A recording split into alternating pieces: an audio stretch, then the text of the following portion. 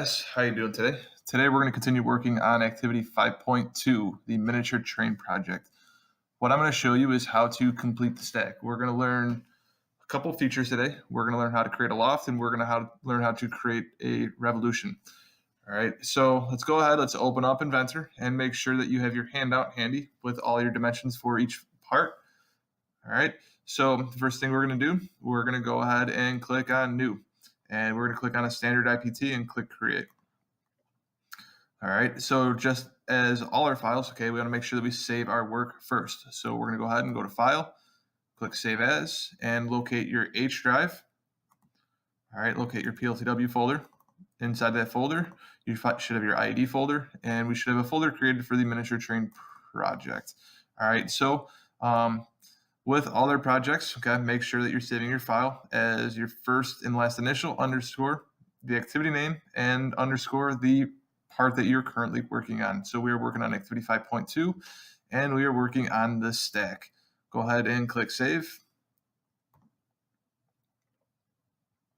Okay, so now we're getting ready we can actually start working and sketching in Inventor. All right, so in order to start, we're going to click on Start 2D Sketch. All right, so we're working with our stack here, and I see that this is actually a vertical component, okay? There's a couple ways that we can draw it. You can go ahead and you can draw the section view, okay? But I want to teach you guys a couple different features. So we're going to start with the bottom, and we're going to loft up. Basically, we're going to create and fill this object just by projecting some geometry. All right, so for this, we're going to go ahead and we're going to start with the XY plane. All right, so in the XY plane, what I'm going to do here is first sketch the bottom side, okay, or the bottom diameter of our stack here, and I see that the diameter is 0.5. Okay, so I'm going to go ahead and choose circle, find my origin, okay, and I'm going to go ahead and choose a diameter of 5 and hit enter.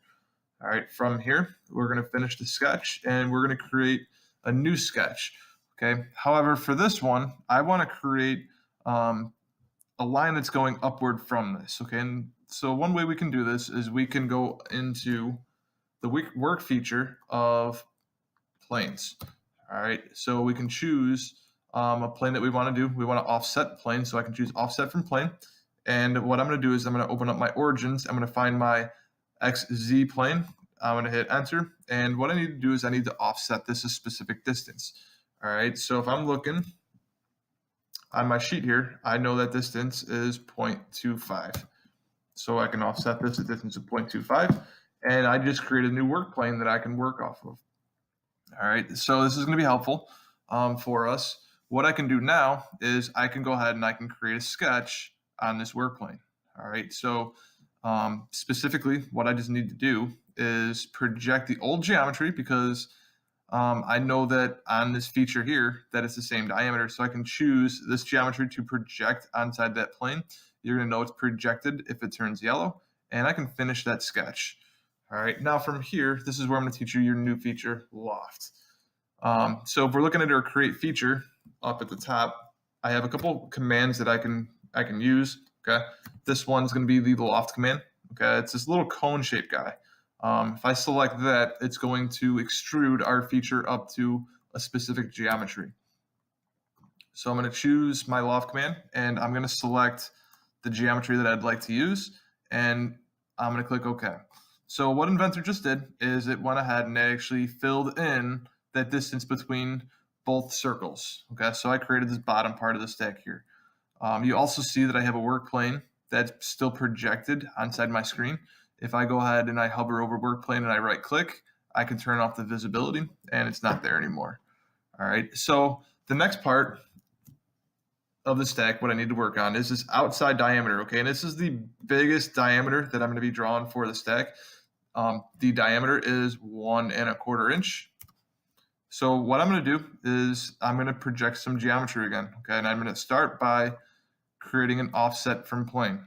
All right, and it's gonna go from the XZ, and I need to go a distance of 1.5. So I'm gonna type in 1.5, click enter. And if I zoom out a little, okay, I projected a plane here. Okay, on this plane, you can create a new sketch. And what I'm gonna do is I'm going to draw a circle.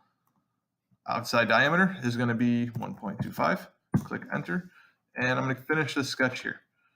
So what I can do now is continue using the loft command. I select loft, and what I'm going to do is I'm going to choose the geometry, the top part of this little cylinder to this new circle, and I click OK. So now I have the cone shape of my stack that I'm drawing now. Okay, so let's go ahead, let's turn off this work plane. Let's right click, turn off the visibility. It's no longer there.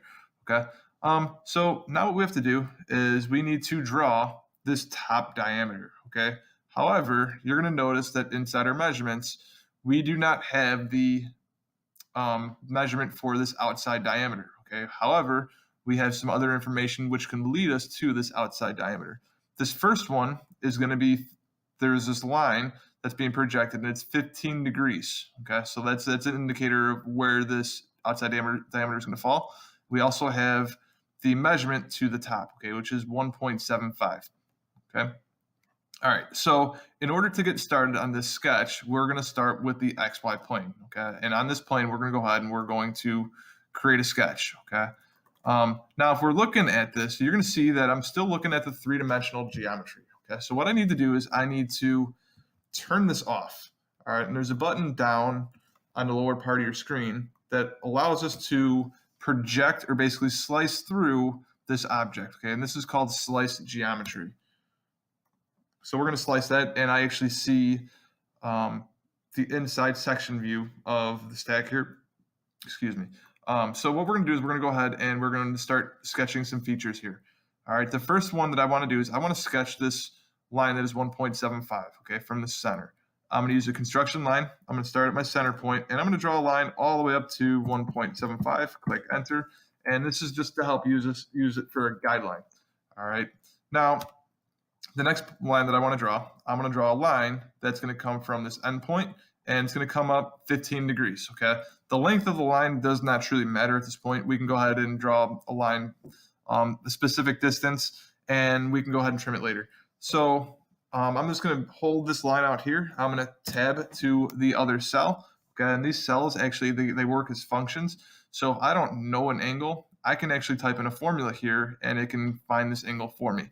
So as I'm looking at this, I see that the stack is 15 degrees. And if I'm looking at Inventor right here, that my angle measure is not quite 15, okay? But I can actually type in 90 minus 15, and it's going to find that angle for us to use, okay? So this angle right here, okay, is 15 degrees, and it's going to help us as we're working with our geometry, all right? So what I'm going to do is I'm going to select a new line. I'm going to uncheck construction line, and I'm going to start to connect these different lines. Okay, so I'll draw a line there. We'll have one come up to this point, and then I'll project the line over where it intersects, and then we'll take one and draw one down. Okay, so we drew basically the outside shape of how this is going to look like. This line here is going to be 15 degrees, which is going to be the same as this. And what we'll do is we'll use a command to kind of fill in the three-dimensional shape. All right, so the next thing we want to click is the revolve key. Okay, and what this is going to do, it's going to create geometry all the way around a specific axis. So what I'm going to do is I'm going to select on the geometry that I want. I'm sorry, I'm having some issues with this right now. All right, I'm sorry, that seems like I got sorted out here. So now I'm going to go ahead and I'm going to choose my revolve command. All right, so I'm going to select the geometry that I want, and then I'm going to choose a specific axis which I want to revolve this feature about. Okay, so I'm going to choose axis. I'm going to choose the center point here, and I'm going to go ahead and I'm going to click OK. So what this did is it basically filled in the whole cap here. All right. Now, if I'm looking at this drawing, okay, I see that there's a hole going through it. Okay, and this is actually a counterbore hole. Okay, so I have an outside measurement, and then I have an inside measurement here. Okay, and it's going through it. So what I'm going to do is I'm going to click on this top plane, and I'm going to create a sketch here. And right in the center, since we've been working on the origin, we know exactly where to put this hole. So we're going to select the point, and we're going to click point, and we're just going to say finish sketch. All right, so what I can do is I can now select the hole command, and it's going to already go ahead. It's going to pull that point where we placed on that sketch, and we can go ahead and we can choose the type of hole that we want. All right, so we're going to be creating a counterbore hole. All right, and we have a couple things that we have here. Okay, the first we need to indicate is this outside diameter. All right, so this outside diameter, okay, if we're looking here, it's 0.875, so 0.875, okay, and this is going a depth of 0.375. All right, now I want to make sure this termination stops. Okay, it does not go all the way through the stack here. Okay, it stops near the bottom here. Okay, so we want to make sure that our termination is actually set to distance, and our termination point is going to be at 1.5. All right, so we're going to select 1.5, and I know that the inside diameter of this termination hole is going to be 0.375, 0.375, and we click on OK. All right, so what we just did now was we created our counter borehole inside the stack. Okay. Now, the next part, which is going to be very important for us because we are actually going to be 3D printing these parts themselves. So I want to make sure that they have a nice clean fit into each other's parts. So we're going to add the optional chamfer bottom edge at the bottom here. All right. So there's a modify feature, okay, that we can select, and it's called chamfer. Now, what this does is it basically puts an angled edge all around an object. All right. So we're going to make sure that we are equal distance apart. Okay, 45 degrees. We're going to set our distance at 0.01, and I'm going to select the feature. Okay, so that bottom edge, I'm going to chamfer, and I'm going to say apply. Okay, hit cancel, and now if I go ahead and I look at my feature here, okay, I actually have that chamfered edge at the bottom with that 45. All right, so this concludes our lesson on creating the stack. Good luck with your own drawings.